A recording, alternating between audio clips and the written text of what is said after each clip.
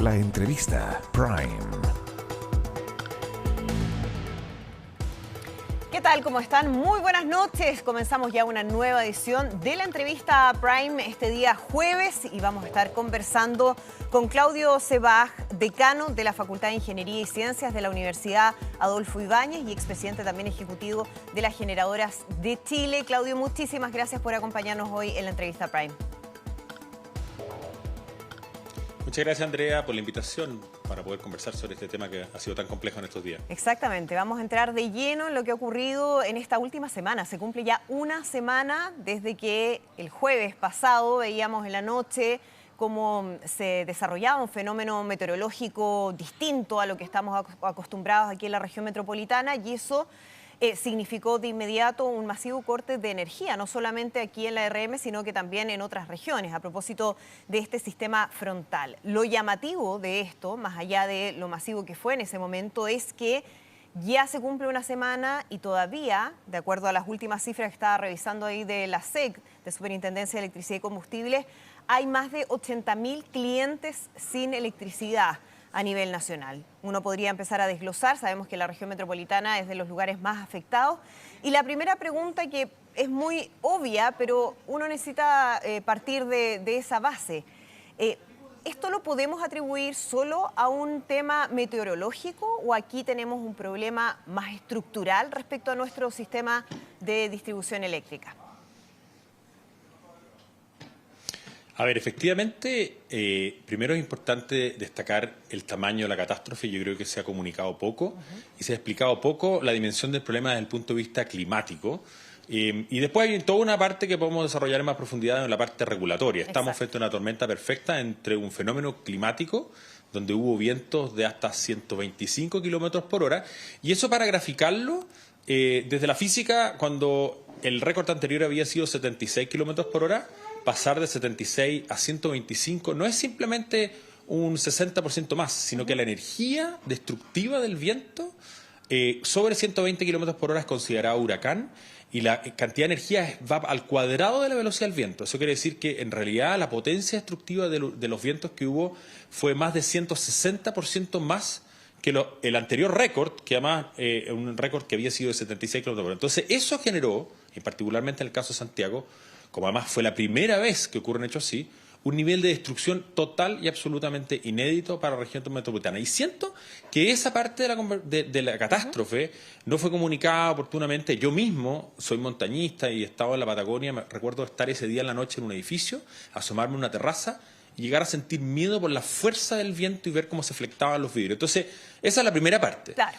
Pero sobre la segunda parte, efectivamente, la pregunta es qué se podría haber hecho distinto, cómo prepararnos, y por eso yo creo que en estos días no hemos estado respondiendo la pregunta correcta. La pregunta correcta primero era cómo poder llegar lo más rápido posible a recuperar la luz que se iba a cortar, pero evidentemente esto iba a ocurrir a esta escala, era imposible, dada la regulación que se hubiera preparado.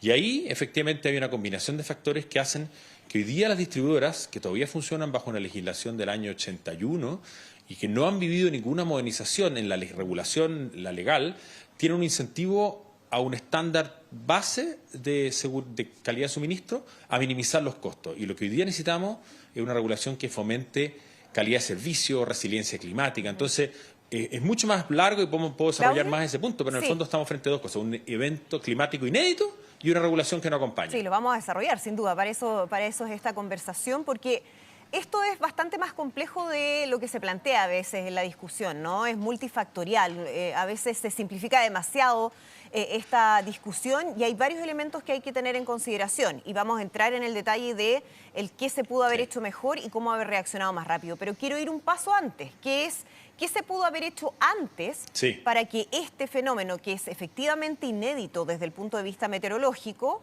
veíamos 2.000 árboles en el suelo, veíamos postes en el suelo, en fin, algo a lo que no estamos acostumbrados.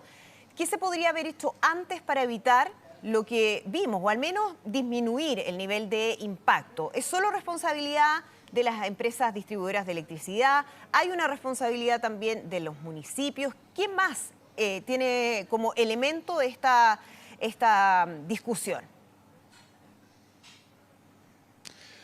La pregunta es cuánto antes, porque evidentemente, como decía, la regulación de la distribución es una discusión que hace mucho tiempo atrás se viene planteando como urgente a modernizar. Recordémonos, por ejemplo, que hace 5 años atrás, como país, intentamos empezar a digitalizar nuestra red de distribución con algo tan simple como un medidor, que se llama un medidor inteligente, Exacto. que vamos a tener que pensar en un nombre distinto, medidor digital, que lo que iba a permitir era saber si en una casa se cortaba la luz o no, además de una serie de otros servicios.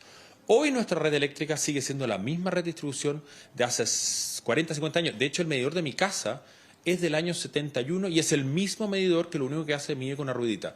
Y si se corta la luz en mi casa, la compañía de distribución, la de Santiago, la cualquiera que tenga en Chile, no sabe si se cortó la luz a menos que yo la llame. Y eso, en el punto del pleno siglo XXI, es bien inverosímil, porque la regulación así lo estableció y comparativamente Uruguay, por ejemplo, este año 2024 va a haber alcanzado un 100% de su red digital. Inmediatamente sabe la distribuidora cuando hay un evento en una parte dónde se apagó la luz porque tiene un retorno de información a través de una medición digital. Entonces, eso se podría haber hecho hace 5 años atrás. Pero además, hay cosas que hoy día como país hay una expectativa distinta frente a una ciudad que, por ejemplo, tiene en algunas partes más árboles.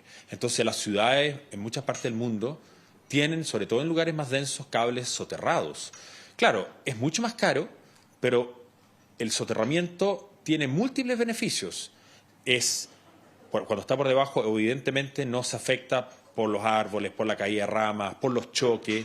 El viento, por lo tanto, no lo afecta. Ante una situación creciente de crisis climática, el soterramiento es algo que hay que pensar como también parte de la adaptación y mejora, por lo tanto, la calidad de servicio. Claudio, eso se podría haber hecho antes. Económico?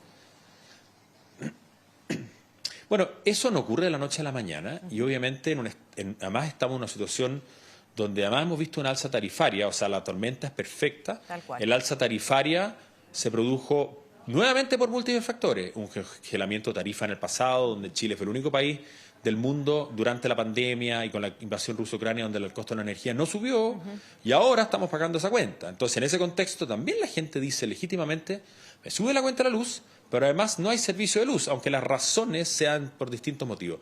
¿Qué se podría haber hecho antes? Bueno, uno es haber descongelado o haber gradualizado esto y lamentablemente hoy día estamos en un escenario que por lo menos por un tiempo las tarifas van a subir y esperamos que después gracias a las energías renovables bajen. Pero aquí estamos hablando de distribución.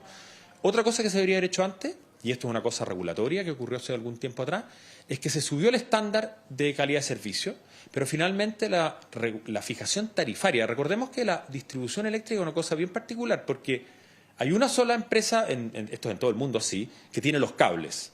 No tiene sentido tener varias empresas de cables en una ciudad. Eso es distinto a la telefonía o a las redes celulares o a la fibra óptica. No tiene ningún sentido que la ciudad tuviera 2 líneas de poste o 3 líneas de poste. Sería el descalabro, además sería una inversión innecesaria.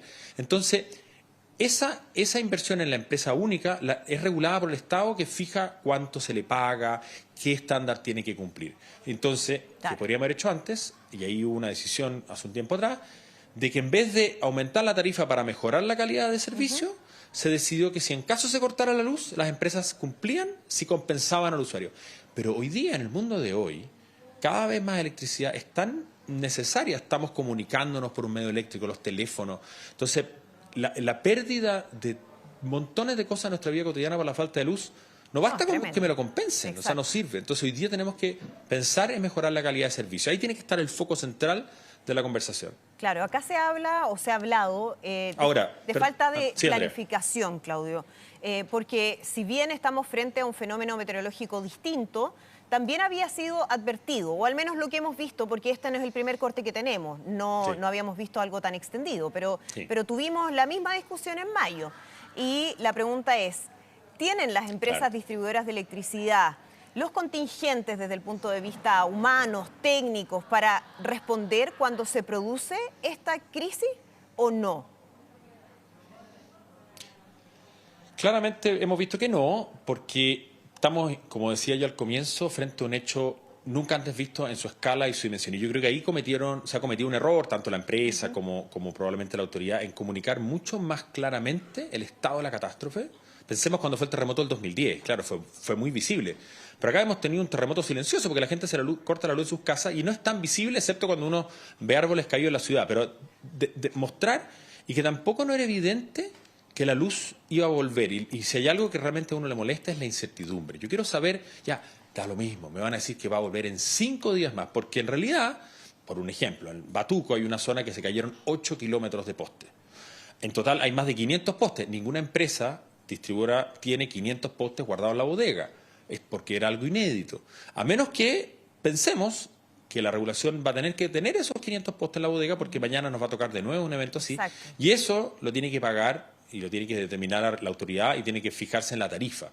Entonces, si estamos crecientemente frente a eventos climáticos extremos, tenemos una expectativa de mayor calidad de regulación, necesariamente, y esto es lamentable decirlo, eso tiene un costo mayor porque tiene que ser una red más resiliente al clima, pero es una inversión que finalmente el costo que estamos pagando hoy día, fueron en su pic, en Santiago al menos como creo 800.000 familias sin luz, es enorme, es enorme. Entonces, finalmente como país vamos a tener que invertir, vamos a tener que probablemente pagar esto y subir el estándar. Nos va a ocurrir de la noche a la mañana, pero vamos a tener que subir y tener una discusión profunda ¿Claudio? de una reforma de la distribución que... Sí, dime. A propósito de los costos, déjame profundizar en algo ahí que tiene que ver como con la percepción de la gente, ¿no? Frente a la crisis que estamos viviendo, porque tú mencionas Claro.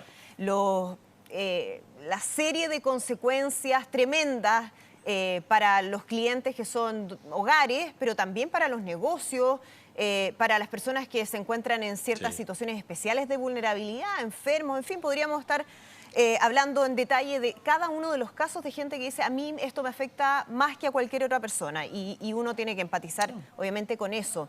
Y esa misma gente dice, ¿por qué nosotros nuevamente vamos a tener que pagar el costo de una empresa que gana millones en utilidades y que a la hora de responder no está a la altura?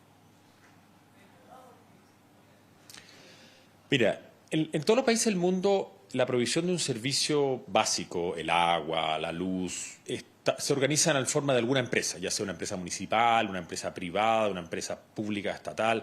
Da un poco lo mismo el modelo de organización de la empresa. Lo fundamental es que hay una organización responsable de proveer ese servicio y los clientes, usuarios de esto, dado cierto estándar de servicio, tenemos que pagar la cuenta de eso. Si uno va a la cuenta de la luz, el costo que tiene la red de la ciudad no es más del 20% de la boleta. El restante es un parte del transporte, que es traer la luz desde lejos, donde se produce a las ciudades, y la gran mayor parte de la cuenta es la generación, la producción del bien. ¿Cuánto cuesta producir la electricidad? Bueno, y obviamente tiene además, como todo, es un servicio y por lo tanto tiene el IVA. Entonces, la parte de distribución no es tan grande en la proporción de la boleta, pero tiene un efecto fundamental en la calidad de servicio de la red de la ciudad. Y ahí yo creo que lo importante es que tengamos una conversación de cómo tenemos redes que, por un lado, son más resilientes, entre esos, una de las alternativas al soterramiento, pero también está por ejemplo, que se empiecen a instalar almacenamientos en zonas más distribuidas, cerca de subestaciones, para que ciertas zonas puedan hacer circuitos como más cerrados, de al menos dar un tiempo de luz, invertir en sistemas de información, vuelvo sobre la medición digital. Claro. Tener sistemas, y ahí yo creo que la empresa podría haber tenido un sistema mucho más claro de información de la lista de espera, de dónde estoy yo en la cola, y saber, con toda honestidad, sé que más la luz no le va a llegar hasta 5 días más, porque no era factible que llegue 5 días más. Y bueno, y en este caso extremo, además, como fue tal el nivel de catástrofe, yo creo que lo que faltó mucho más fue en los primeros días, una colaboración público-privada activa. Entiendo que en los últimos días ha salido el ejército a colaborar en el retiro de árboles, a los municipios, pero eso debería haber ocurrido el primer día y es independiente si es esta empresa, la de Santiago o empresas en regiones. Aquí tiene que haber, para resolver una catástrofe de este estilo, lo hemos hecho los chilenos muchas otras veces, como en el terremoto, desde una colaboración público-privada, sociedad civil, para llegar a las familias que están sin luz, eso, Claudio, para colaborar, y eso lamentablemente no lo vimos. ¿Es porque no se dimensionó el nivel de la crisis a la que estábamos comenzando a enfrentarnos? Porque, como tú dices, lo hemos visto cuando hay un terremoto, cuando hay otro tipo de desastre natural, pero en esta oportunidad parece que nos costó varios días entender que esto era bastante más grande de lo que habíamos visto en otras oportunidades. Es una muy buena pregunta, Andrea. La verdad que ya estamos a una semana, ocurrió el evento, creo que va a ser una pregunta importante, es por qué no ocurrió desde la autoridad, ¿no es cierto? Tenemos una autoridad en relación a la energía que regula, otra que fiscaliza, otra que fija las políticas. La empresa podría haber hecho un llamado mucho más fuerte diciendo, ¿saben qué más? Esto es inabarcable. Y además teníamos el problema que no era traer cuadrillas de otras partes de Chile, porque tenemos varias otras regiones. Exacto. Claro, Santiago concentra en cantidad y comunicacionalmente más esto, pero en la región de O'Higgins, en la región de Araucanía, en Biobío. Entonces, terminaron trayéndose cuadrillas desde Brasil, desde Colombia, que es lo que hacemos, por ejemplo, también en caso de los incendios. Por ejemplo, los incendios, que también es una catástrofe creciente con la crisis climática. Durante nuestra época de incendios traemos enormes contingentes de incendios desde el hemisferio norte, que en esa época invernal allá no tienen incendios. Acá no fue, obviamente, nunca había ocurrido un evento de esta escala, y debió haberse hecho un llamado tal vez más rápido inicialmente de colaboración público-privada, de traer más fuerzas. Los municipios deberían haber estado mejor preparados de coordinarse. Vuelvo a decir, es la empresa actual, la empresa del futuro. Vamos a tener que pensar en un contexto de crisis climática, a estar mejor preparados, revisar la regulación, porque claramente hemos visto que esto hoy día no funcionó. Hay un tema que es súper importante que tú mencionabas recién, Claudio, que es la falta de información o falta de información oportuna a los clientes respecto a lo que estaba sucediendo, a las horas de reposición. Hay mucha gente que ha ido posteando todos los días cómo les informan de horas de reposición que nunca llegan y llevan una semana en esas condiciones, ¿no? Y eso obviamente que genera una mella muy significativa de la confianza en la empresa y en el sistema. Y la superintendenta de Electricidad y Combustible decía que los 2 primeros días hubo un abandono del 50% de las llamadas a la empresa Enel. De gente que definitivamente estaba abandonada, que no tenía información, que no sabía nada. ¿Qué pasa con eso? Ese es un problema que tiene que ver también con los nuevos sistemas de comunicación que hay entre clientes y la empresa. Uno ahora no le contesta a un operador humano, sino que uno le escribe un chatbot a través de WhatsApp. Y eso obviamente que no tiene el mismo nivel de cercanía y de empatía con el cliente que uno a veces está buscando. Bueno, ahí también vuelvo a decir que el modelo regulatorio no nos ayuda, porque, a ver, hay dos tipos de calidad de servicio. Una es la calidad de servicio que no se corte la luz, que el voltaje esté dentro de un margen, que esa es como la calidad de servicio básica, que yo quiero que la luz me llegue. Claro. Pero la otra calidad de servicio es lo que me planteas tú, que es la calidad de servicio de atención, de que si yo llamo, quién me responde. Y ahí, lamentablemente, también la regulación, como tiene este modelo del año 81, que incentiva a minimizar permanentemente costos a una supuesta empresa modelo ideal. La empresa, por definición, lo que va a tener que hacer, porque ese es el mandato que tiene, ir eficientando eso. Entonces ahí se introducen tecnologías que a veces se producen estos cuellos de botella tecnológicos y los sistemas simplemente colapsan. Y yo creo que ahí sí es posible hacer las cosas mucho mejor de lo que se han hecho en esta oportunidad.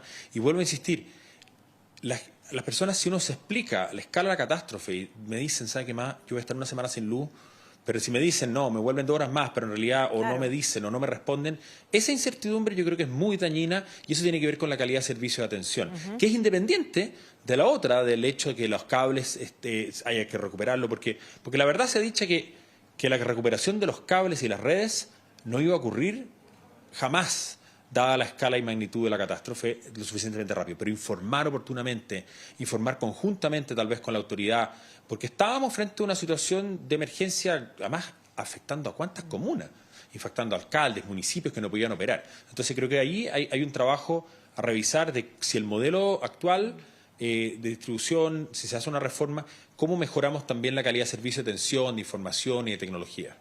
Claudio, vamos a lo que ha sido la respuesta del gobierno, que ha ido aumentando la presión hacia la empresa, hacia Enel específicamente. También uno puede hablar de CGI y otras en regiones, pero hablemos específicamente de Enel. Cuando escuchamos al presidente Gabriel Boric decir que ante los graves incumplimientos e inoperancia de la empresa, le había solicitado al ministro de Energía, Diego Pardo, evaluar no solamente todas las opciones sancionatorias que hay, que algunas ya están en curso, sino también revisar la concesión de la empresa Enel. Hablemos de eso. ¿Qué tan viable es efectivamente caducar la concesión de Enel o de otra empresa que no esté respondiendo a la necesidad que hay en estos momentos?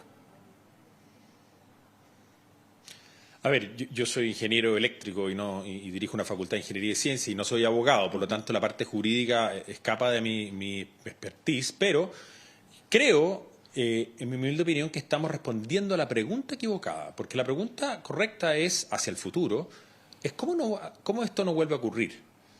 ¿Qué regulaciones tenemos que cambiar? ¿Cuánto es el costo que tiene una red que está mejor preparada?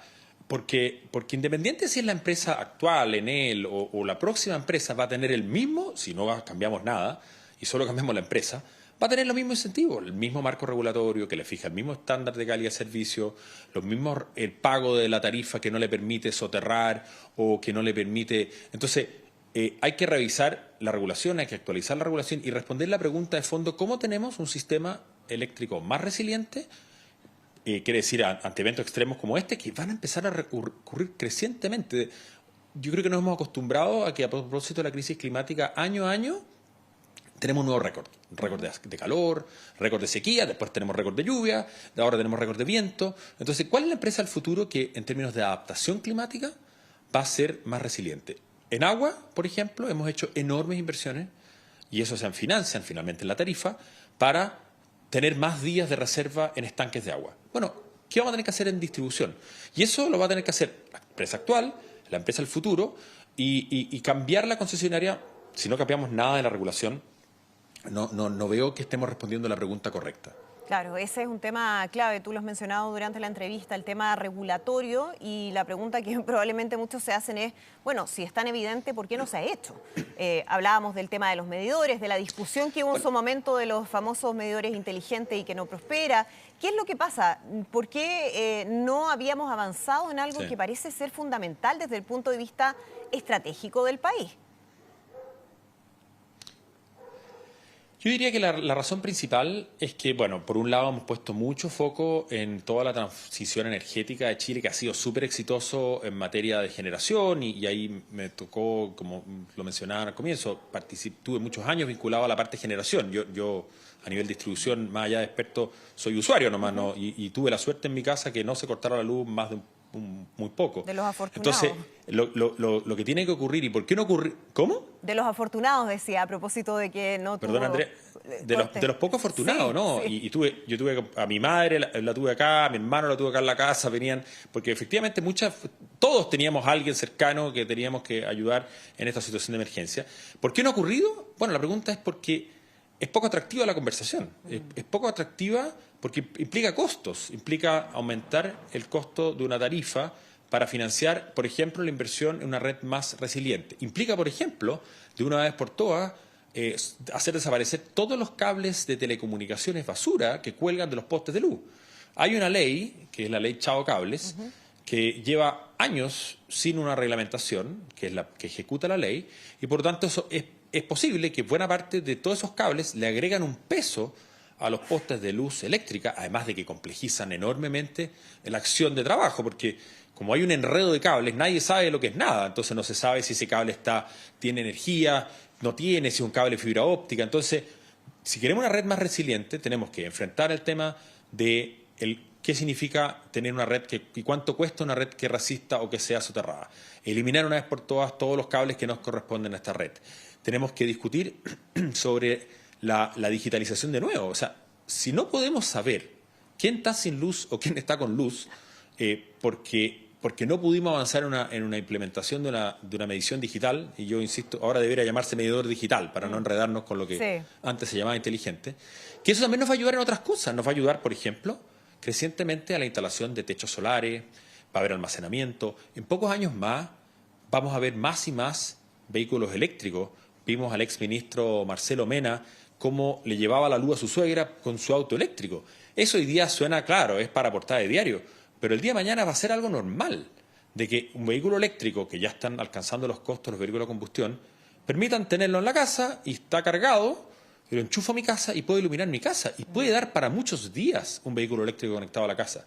Entonces, tenemos que facilitar una reforma a la distribución que haga posible que todo esto ocurra de mejor manera como hoy día no está ocurriendo. Y creo que esa es la pregunta más fundamental que hoy día tenemos que responder. ¿Y por qué no ocurrió? Porque no es tan atractiva la conversación de calidad de servicio, de tarifas, soterramiento, versus obviamente que ha sido exitosa, pero atractiva la conversación de las energías renovables. Claro, pero ahora se transforma en una conversación obligada, considerando que lo que vimos como un fenómeno extraordinario puede transformarse en algo recurrente. No lo sabemos. Los mismos expertos dicen no podemos descartar que un fenómeno de estas características se vuelva a repetir. Y la pregunta es, ¿vamos a estar de nuevo frente al mismo escenario, con las mismas quejas, la misma discusión? ¿Parece algo demasiado relevante como para seguir postergándolo? Yo creo que aquí lo esencial es reforzar una colaboración público-privada en encontrar las soluciones. Público-privada, digo, nosotros desde la academia podemos aportar con lo que la ciencia, la investigación, los modelos internacionales de mejores prácticas pueden contribuir. Lo puede hacer la industria que tiene experiencia operativa, lo tiene que hacer obviamente el regulador. Esto tiene que ser con participación de la sociedad civil que vive y sufre, los gremios de las pymes o usuarios que también perciben lo que los ciudadanos, los municipios. Porque aquí, y me hacías la pregunta muy al comienzo, por ejemplo, se ha discutido de qué es la responsabilidad de la poda a los árboles. Yo estoy convencido que no puede ser que los árboles paguen el costo de la calidad de servicio. En una ciudad que también se tiene que adaptar a la crisis climática, necesitamos más arbolado urbano. Los sectores a veces con mayores ingresos han tenido más cortes en algunas de estas situaciones porque tienen más árboles que caen sobre los postes.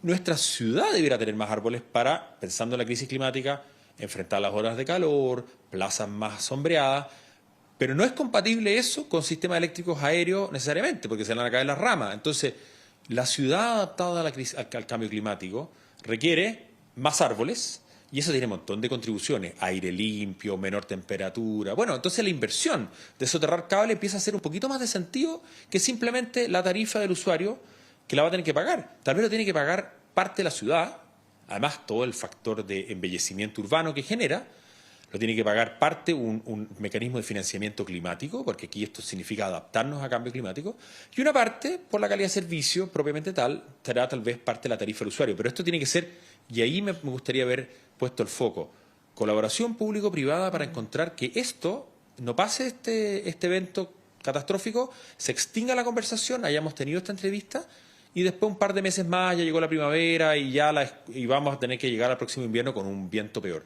Creo que es urgente sentarse a la mesa y responder las preguntas correctas respecto de cómo esto no vuelve a ocurrir. No va a ocurrir de la noche a la mañana. Es posible que el próximo año, tal como son los incendios, haya nuevamente vientos huracanados, porque la escala define 120 kilómetros para arriba es huracán. Y el anterior récord era 76, que era un viento fuerte.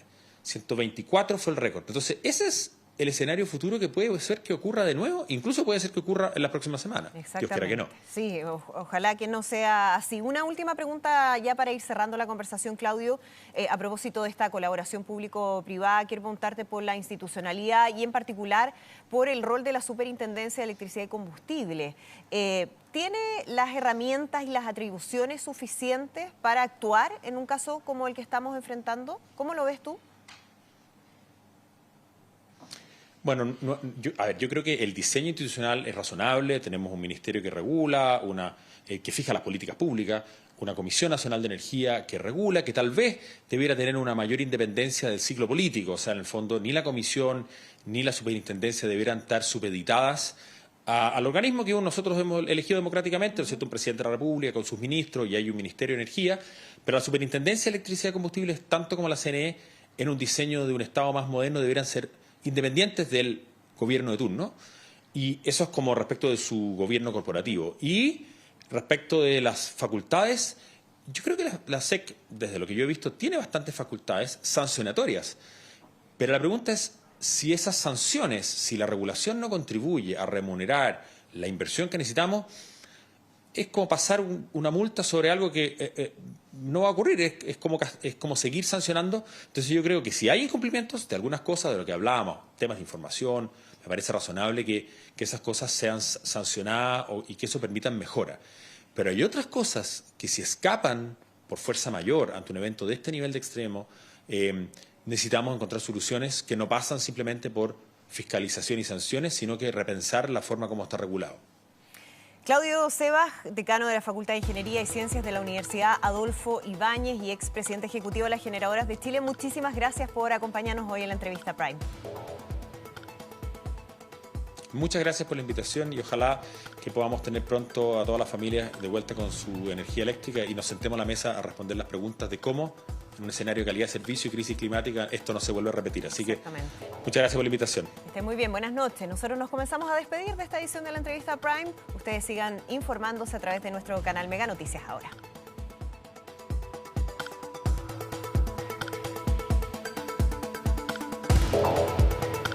La entrevista Prime.